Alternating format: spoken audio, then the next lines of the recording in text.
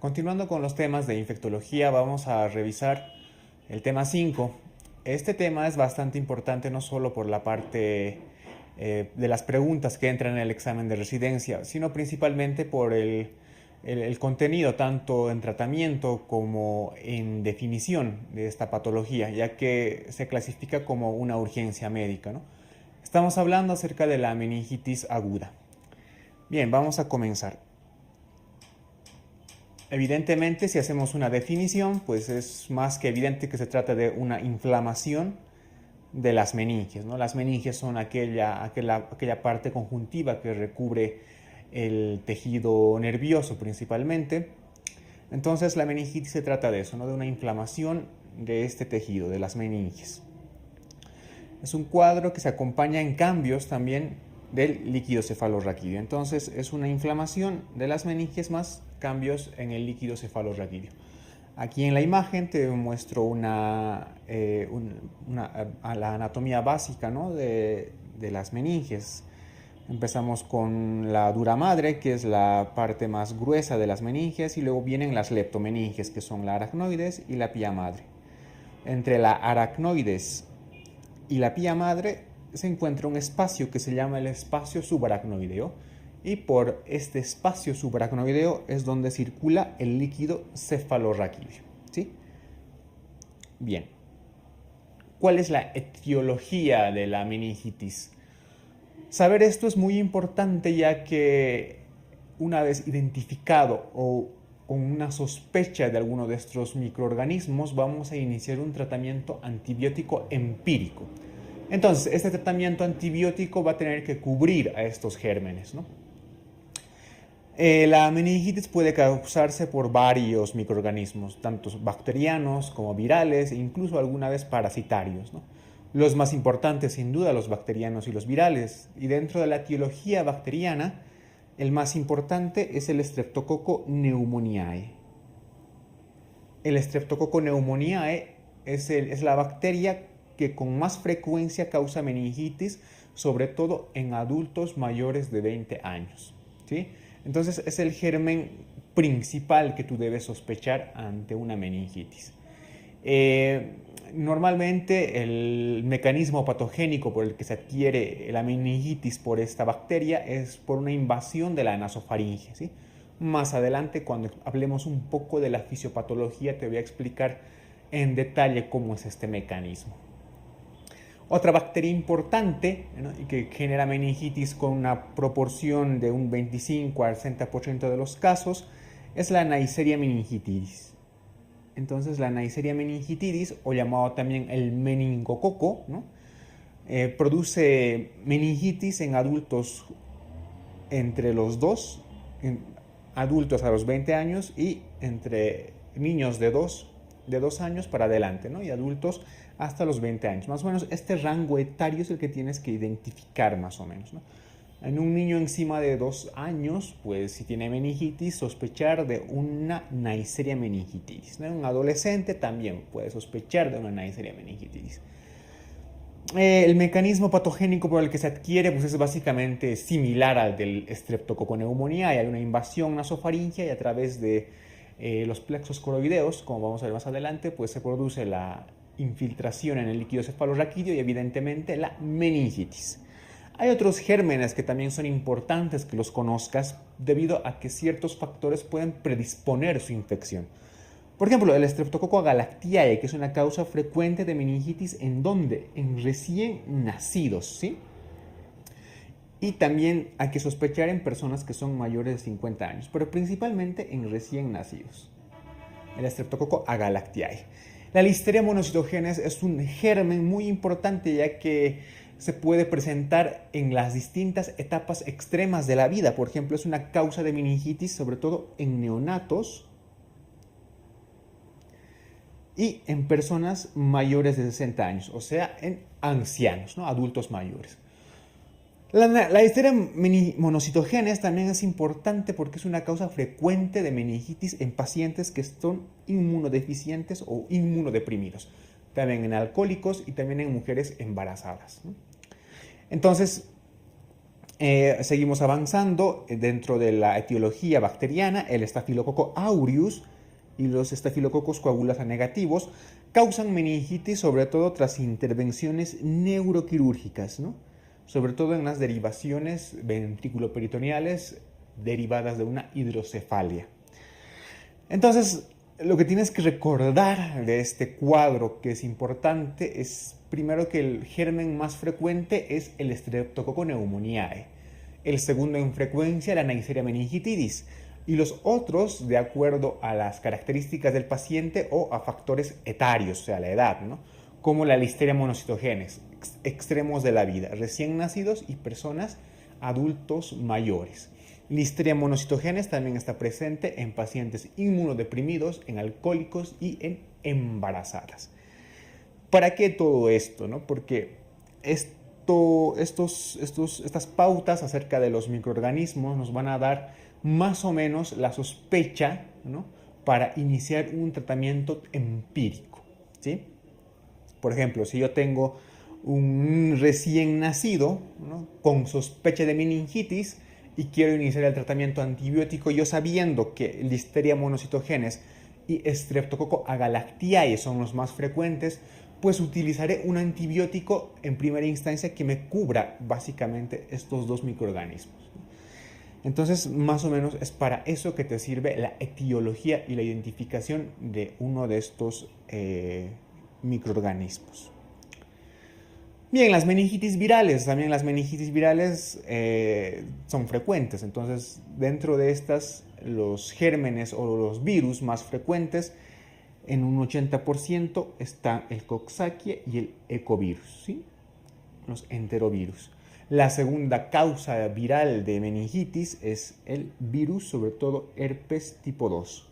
Entonces, dentro de las meningitis virales, el más frecuente, los enterovirus, Coxsackie y ecovirus. El segundo en frecuencia, el virus herpes tipo 2, ¿no? Otros menos frecuentes, pues, pero que también están implicados con la meningitis, son el virus varicela zoster, el VIH y el citomegalovirus, ¿no? Tú aquí ves en la primera imagen un enterovirus, ¿no? Aquí en esta imagen A, digamos, un enterovirus, y aquí en la imagen B ves un montón de virus tipos herpes. Bueno, hay una definición de una meningitis que se llama la meningitis subaguda. Lo que pasa es que en este tipo de meningitis son distintas de las bacterianas, pese a que también están comprometidas algunas bacterias en su etiología, pero pasa que en este tipo de meningitis el líquido cefalorraquídeo se puede presentar con un predominio linfocítico. Más adelante vamos a ver la diferencia entre los patrones de líquido cefalorraquídeo de acuerdo a la meningitis. Pero recuerda que en una meningitis subaguda la clínica no es tan aguda ni fulminante, ¿sí? Es un poco más insidiosa. Y también tienes que recordar que en la meningitis subaguda hay un predominio de linfocitos, en contra de una meningitis bacteriana, que donde hay más polimorfonucleares, por ejemplo, ¿no? Entonces es un cuadro subagudo, no es tan agudo, y dentro de los cuales los gérmenes más frecuentes están, por ejemplo, el Mycobacterium tuberculoso, la Listeria monocytogenes, Brucella y Treponema pallidum. Aquí hago un stop. Recuerda que Listeria monocytogenes también me puede dar un cuadro agudo de meningitis aguda. Pero como ahora estamos viendo, Listeria monocytogenes también puede estar relacionado con un cuadro subagudo. Sin duda de todos estos, los que te he mencionado, el más importante y el que se sospecha con más frecuencia ante una meningitis subaguda es el Mycobacterium tuberculosis, ¿no? Obviamente tanto por la prevalencia que hay de la tuberculosis en nuestro medio, como por los factores epidemiológicos, ¿no? Entonces, ante una meningitis subaguda, el germen más frecuente de sospecha es el Mycobacterium tuberculosis. Aquí en la imagen, tú puedes ver un montón de bacterios tuberculosos, de micobacterias, en la imagen A. Y en la imagen B ves una espiroqueta, es el famoso Treponema pallidum, ¿no? Y lo relacionamos principalmente con la sífilis, ¿no? Exactamente, el Treponema pallidum lo vas a relacionar principalmente con la sífilis. Bien, te había indicado de que para hablar un poco de la fisiopatología de la meningitis tenemos que irnos anatómicamente hacia la nasofaringe. Entonces en la nasofaringe hay una invasión, puede ser de una Streptococcus pneumoniae, puede ser de un meningococo, de una Neisseria meningitidis, ¿no? Cualquiera. ¿Qué es lo que pasa? Una vez que se inicia la invasión de la nasofaringe, estos gérmenes se pueden absorber a través de las células epiteliales. En las células epiteliales pasan al torrente sanguíneo. Una vez en el torrente sanguíneo, ya que están más o menos al nivel de la nasofaringe y están muy cerca, pero muy cerca del sistema nervioso central, pueden llegar a los plexos coroideos. Una vez en los plexos coroideos, invaden los plexos coroideos, hay una colonización bacteriana, infección invasiva de los plexos coroideos, llegan al líquido cefalorraquídeo y se produce una infección de las meninges del sistema nervioso central. ¿Qué es lo que pasa? Nuestro organismo se va a tratar de defender de esta invasión y esta infección, ¿no? Entonces, bueno, se va a producir una serie de respuesta tanto celular como humoral, ¿no?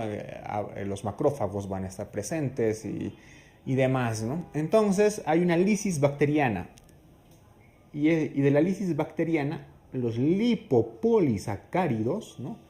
Producen una respuesta inflamatoria. Entonces hay una secreción de dos citocinas principalmente, la interleuquina 1 y el factor de necrosis tumoral alfa.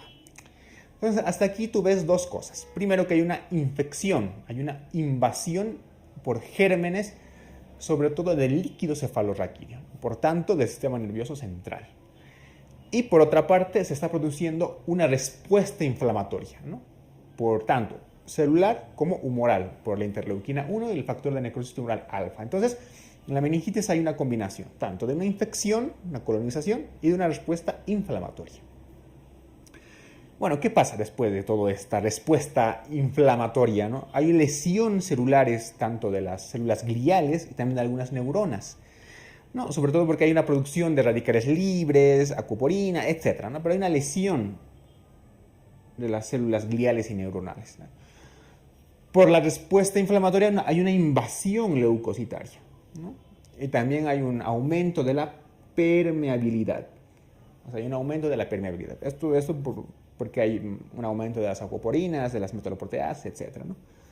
Entonces, con todo esto, ¿a qué nos va a llevar, ¿no? Nos va a llevar una vasculitis, es decir, hay una inflamación de los vasos que están circundando, hay un trastorno de la secreción del líquido cefalorraquídeo, hay una alteración en la circulación del líquido cefalorraquídeo y hay un desbalance tanto en la producción como en la reabsorción de este líquido. Entonces, por eso que en la meningitis todos los signos patognomónicos o dentro de los estudios, no tanto bioquímicos, microbiológicos que vamos a ver más adelante, ¿no? El líquido cefalorraquídeo es el que da el diagnóstico de certeza de una meningitis, ¿no? Precisamente por toda esta fisiopatología que estamos viendo, ¿no? Toda la expresión de la inflamación y de la infección pues se evidencia en el líquido cefalorraquídeo. Bien, tanto con la vasculitis como la alteración en el líquido cefalorraquídeo nos van a llevar a dos cosas. Primero, la vasculitis nos lleva a una isquemia y el trastorno en la secreción y absorción del líquido cefalorraquídeo nos va a llevar a una hipertensión intracraneal, ¿no? Entonces, por todos los caminos tenemos un edema tóxico, un edema vasogénico y una isquemia, vamos a llegar a una hipertensión intracraneal. Y esta hipertensión es la que generalmente suele dar las complicaciones de una meningitis. Entonces recuerda, empezamos con una colonización de la nasofaringe, nos vamos a una invasión del líquido cefalorraquídeo, la infección del sistema nervioso central, una respuesta inflamatoria, ¿no? Y todo el proceso que hemos indicado nos va a llevar hacia una hipertensión intracraneal. Bien, vamos a hablar de las manifestaciones clínicas. En primera instancia vamos a hablar acerca de la meningitis aguda bacteriana, ¿no? Que es lo que más nos interesa. La meningitis aguda bacteriana tiene una tríada clásica, que es la siguiente. La primera es la fiebre, ¿no? Una fiebre alta. La segunda, cefalea, ¿no? Un dolor de cabeza intenso. Y el tercero, la rigidez de nuca, ¿no? Entonces, esta es la tríada clásica de la meningitis. Fiebre alta, cefalea y rigidez de nuca, de la meningitis bacteriana sobre todo. Entonces tú tienes que recordar que una meningitis bacteriana aguda es un cuadro fulminante, ¿sí? o sea, tiene una evolución muy rápida. Y, como lo decía antes, es fulminante. Bien, aparte de la sintomatología, pues podemos hacer algunas exploraciones y evidenciar algunos signos meningios, ¿no?, que nos hacen sospechar aún más de la meningitis. Tal es el caso del signo de Kerning, ¿no? Aquí en la figura A, lo que tú estás observando es el signo de Kerning, ¿no? ¿De qué se trata este signo de Kerning? Pues tú, como ves en la imagen, al flexionar el miembro inferior, al flexionar la rodilla, se produce dolor en la espalda y en los miembros y en la cintura pélvica, ¿sí? El signo de Kerning se trata de eso. Flexionamos la rodilla y se produce dolor en la parte pélvica y en la espalda. En la figura B tenemos el famoso signo de Brudzinski, ¿no?, el cual trata de que al levantar el cuello y la cabeza, recuerda que hay rigidez de nuca, ¿no?, y se levanta automáticamente el cuello con la cabeza, se produce dolor en primer lugar, ¿no? Al levantar el cuello con la cabeza se produce dolor, y por un reflejo se flexionan las rodillas. O sea, tu primera instancia, tú ves aquí los puntitos negros, o sea, la persona está echada, tú flexionas el cuello y la cabeza al mismo tiempo y se produce también una flexión de las rodillas, ¿no? Entonces, estos dos signos, el de Kerning como el de Brudzinski, son los famosos signos meningios, ¿no? Y su presencia es una sospecha alta de una meningitis de tipo bacteriano, sumado obviamente a la fiebre, la cefalea y la rigidez de nuca. Bien, el diagnóstico. Tú aquí en la parte superior de la imagen, lo que te estoy mostrando, es una punción lumbar, ¿no?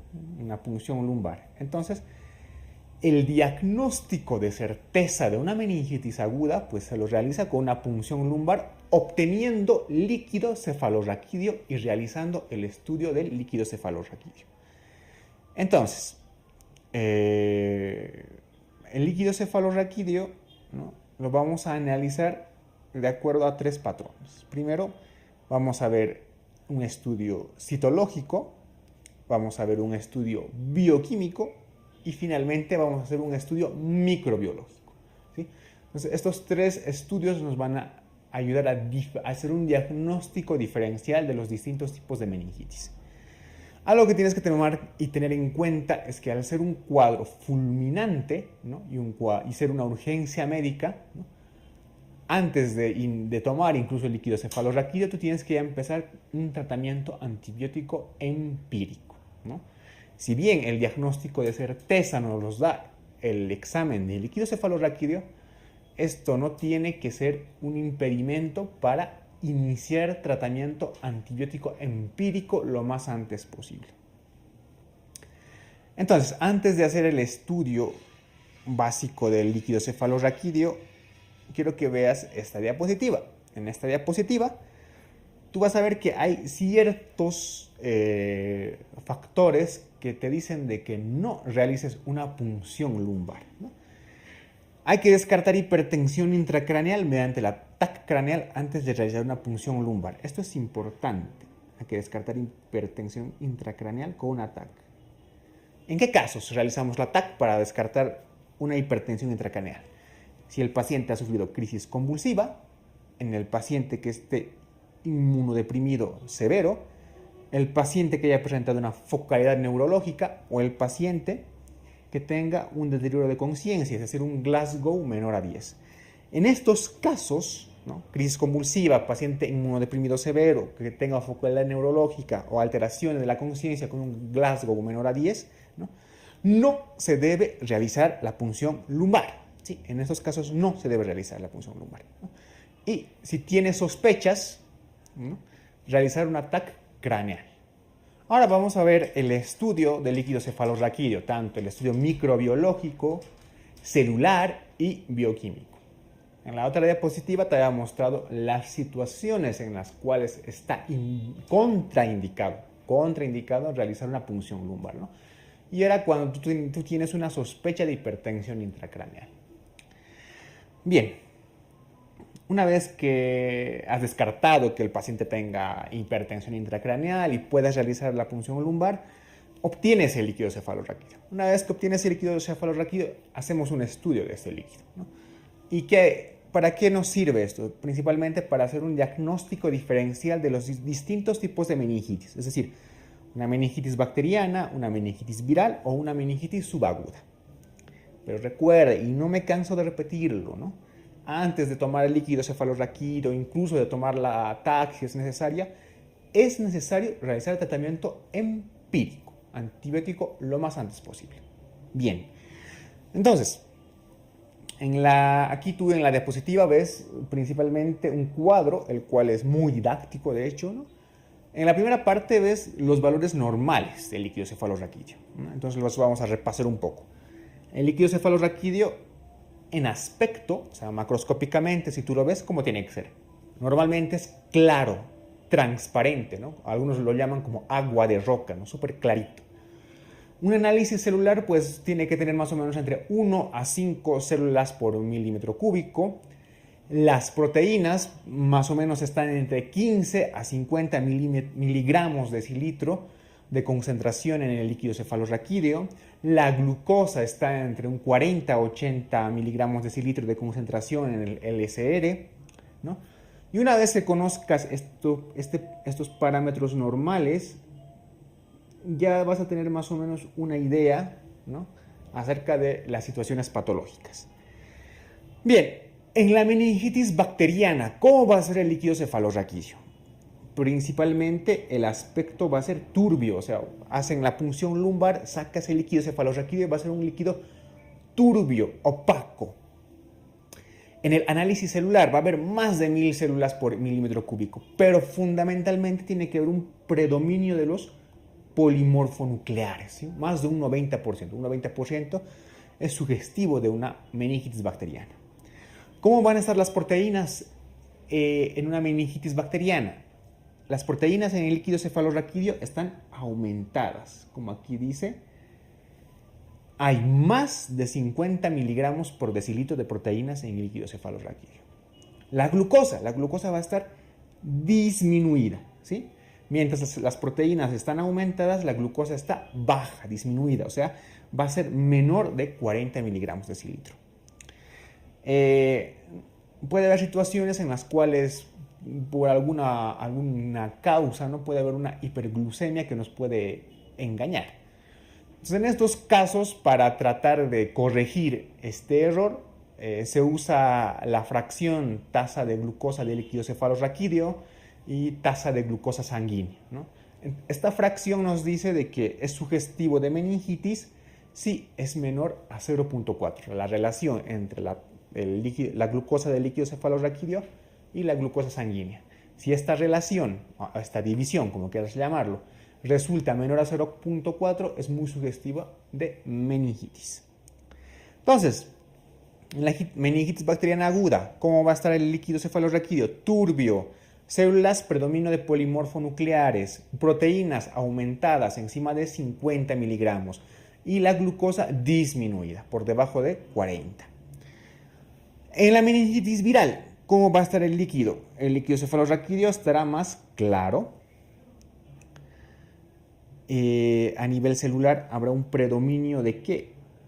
De los linfocitos, ¿no? Ya no de polimorfonucleares, sino de linfocitos. Las proteínas generalmente están normal y la glucosa también puede estar normal, ¿no? Entonces, lo que más nos llama la atención es esto, ¿no? En una meningitis viral hay un predominio de linfocitos y todos los otros parámetros pueden llegar a ser normales. Entonces, el diagnóstico más de certeza de una meningitis viral es el estudio del líquido cefalorraquídeo, pero microbiológico, como vamos a ver más adelante. El caso de las meningitis subagudas es el caso del Mycobacterium tuberculosis, el Treponema pallidum y también algunos casos de Listeria monocytogenes. ¿Cómo va a estar el líquido cefalorraquídeo? Bueno, en estos casos el líquido cefalorraquídeo pues, es similar a un viral, ¿no? El aspecto es claro. Hay un predominio de linfocitos, pero sí que hay una alteración de los parámetros bioquímicos. Como tú ves, hay un aumento, hay un gran aumento de las proteínas y también hay disminución de la glucosa, ¿sí? Entonces, una meningitis subaguda, ¿no?, de las cuales las representantes son principalmente el Mycobacterium tuberculoso, el Treponema pallidum y la Listeria monocytogenes en algunos casos, ¿no? El líquido cefalorraquídeo está claro, hay un predominio de linfocitos, hay un aumento de las proteínas y una disminución de la glucosa. Entonces, este es el diagnóstico diferencial que tienes que dominar, ¿sí?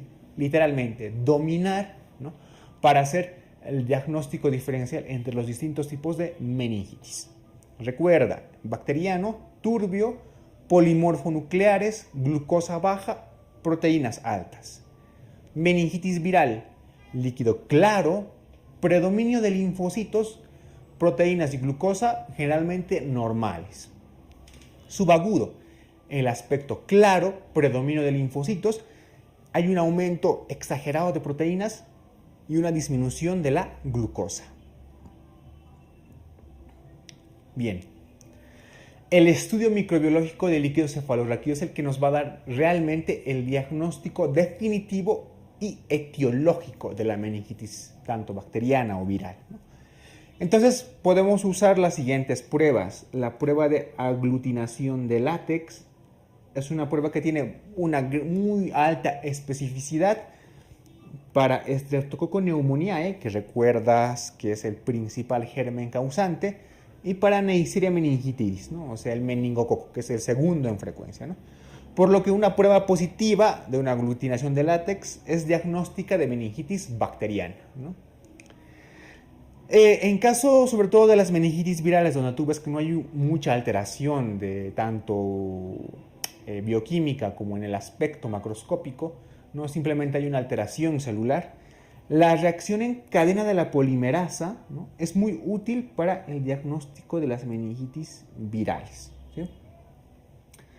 Y el BDRL, ¿no?, que es una prueba muy útil para diagnosticar sífilis, ¿no?, es la prueba de elección en el líquido cefalorraquídeo si es que estamos sospechando de una meningitis secundaria a sífilis. Entonces, lo que tienes que recordar, en una meningitis bacteriana, prueba de aglutinación de látex, ¿no? En una meningitis viral, reacción en cadena de polimerasa. En una meningitis por sospecha a secundaria sífilis, estudio o análisis de BDRL en el líquido cefalorraquídeo.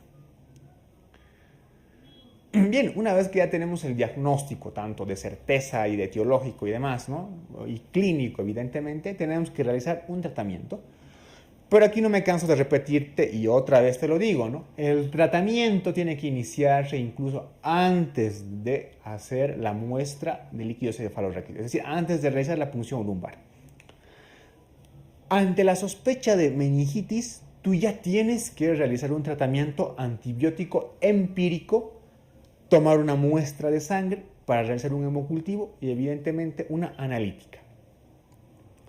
Entonces, algunos factores como la edad, la inmunodepresión, ¿no?, nos van a dar algunas pautas para iniciar tratamiento antibiótico empírico. Recuerda que la meningitis aguda es una urgencia médica porque tiene un curso fulminante.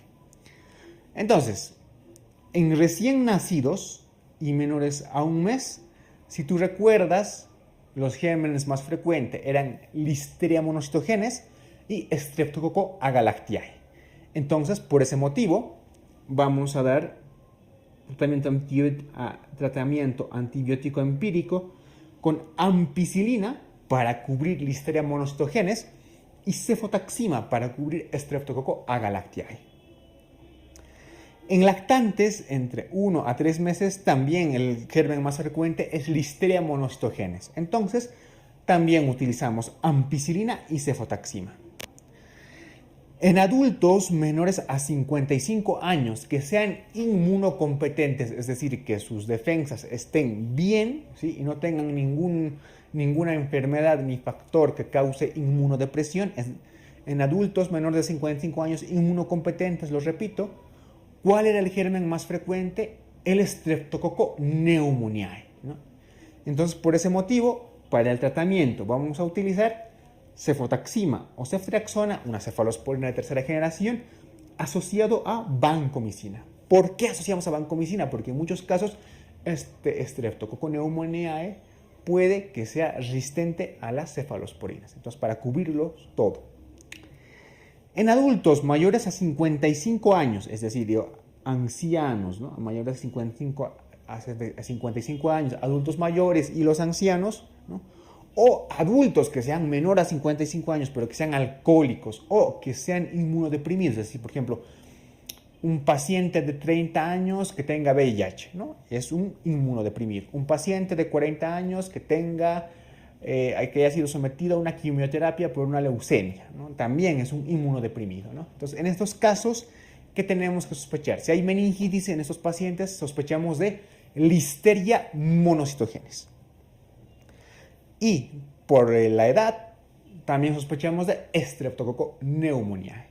Entonces, cubrimos Listeria y Streptococcus. Para Listeria utilizamos ampicilina y para Streptococcus cefotaxima o ceftriaxona, ¿no? Y dado el caso de que el Streptococcus puede ser resistente, vancomicina.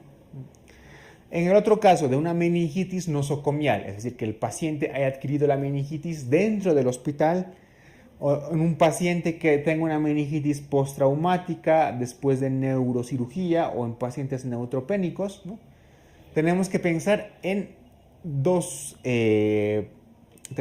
en principalmente Pseudomonas aeruginosa, ¿sí?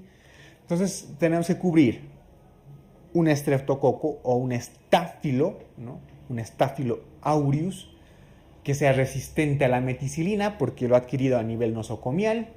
Tenemos que cubrir la pseudomona y por los factores inmunodeprimidos de algunos pacientes tenemos que cubrir listeria. Por eso usamos ampicilina para la listeria, ceftazidima para la pseudomona y vancomicina para el estáfilo o el estreptococo, ¿sí? Entonces, más o menos eso es como el enfoque del tratamiento antibiótico que tienes que darle. Por eso es que te decía que es importante que repases la diapositiva de la etiología, sobre todo para relacionar tanto la edad como algunos otros factores predisponentes a un germen en específico. Pero hasta este momento hemos hecho un tratamiento antibiótico empírico solamente, ¿sí?